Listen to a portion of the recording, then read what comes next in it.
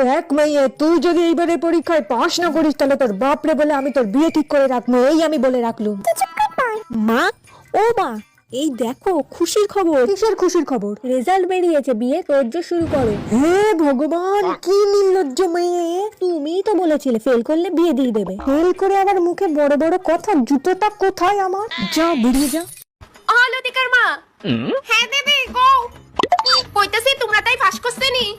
Pass করছেনি মানে কি তাক পাস করতো? ও মা, তুমি জানোই না আজকে তার রেজাল্ট দিছে তো। দিল? রেজাল্ট বলে দিছে। কথাটা আমার অন্য রাতে জানার লাগছে যে তার কারণ কি? আমি তোমার কইতেই আসছিলাম মা। কি তো? মার্কশিট দে। শেষ। নো।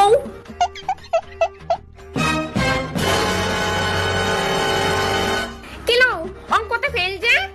মা পরীক্ষা দিয়ে ঠিক পাস করলাম মা। তোর আর পরীক্ষা দিয়ে লাগতো না। না মা, তুমি আমার লগে এটা করতে পারো না।